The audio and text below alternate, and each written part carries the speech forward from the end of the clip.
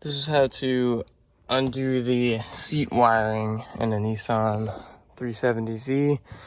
This is passenger seat. I haven't done driver's seat yet. I have the battery disconnected from the car, and I recommend taking the seat bolts out first as well, so you can lift the seat up and see the wiring better. So for the bottom one, there's a piece right here. You can see it like go inwards. Push that down and just pull out. It's harder to do with one hand, just like that. Second one, this piece right here, you push up and pull out.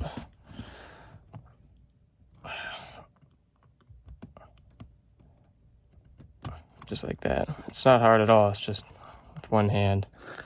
Throw those to the side, and then the top one, just slide this piece over.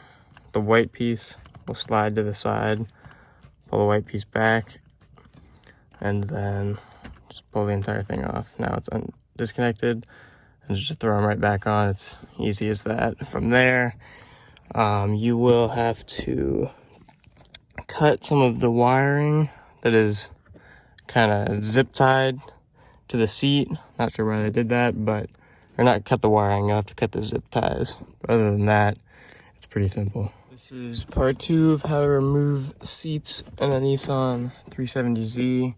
Part 1, I showed you how to disconnect all these electronic plugs. I guess this isn't really a part 2, but this is just showing you the plastic clips that hold the wires in. I didn't really want to cut them, just in case I would ever like have them for some reason. There's really no way to get them out without cutting them. Like if you try and wiggle it, it just spins. There's no way you're gonna get that out without cutting it. So simple as that. You gotta do it. And there's another one right there that you're gonna have to cut as well. But other than that, you should be all right.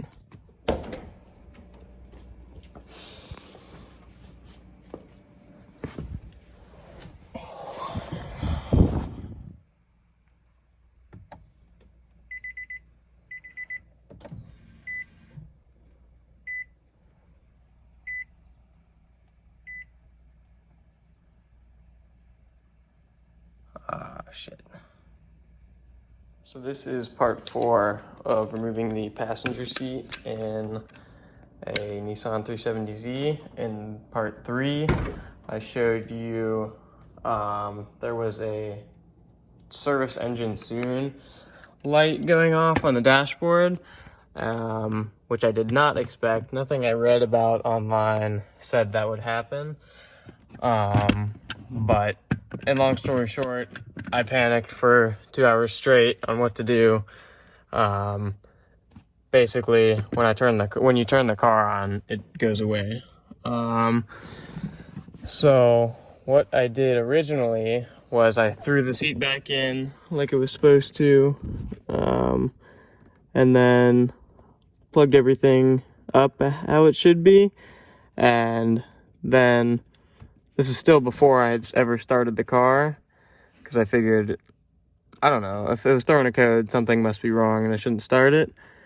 But it was just, as soon as I started it to see if it would go away, it did go away. But I did try the reset for the service engine soon light. I don't think that worked. And I also tried the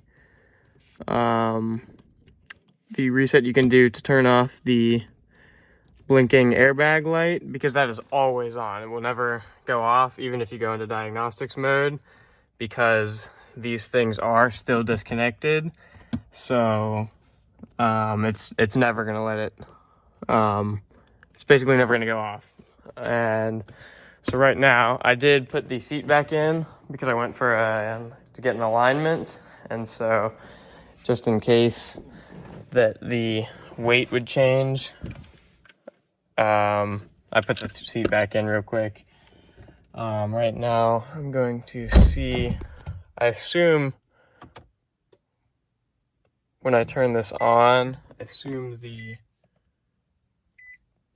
so the seatbelt light is still going to blink like it was before, and there's a service engine soon light.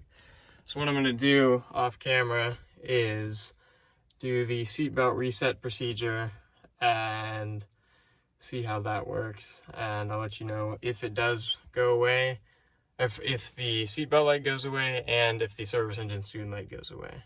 This is like a day later. I kind of forgot to take a video, but the same day I was doing the engine reset code. If you don't completely understand it, it basically, I think it reads Morse code. So it tells you long flashes, and then there's a series of 10 short flashes, and then you count the amount of flashes. My code was P0000, so 4 zeros. And I looked that up, and it basically means no issue. From what I understand, if that's incorrect, just let me know in the comments. But I didn't get a startup video, but now the SES light is gone, and so is the passenger belt flashing one. That's because I don't have my belt buckled in. But other than that, that is how you do it.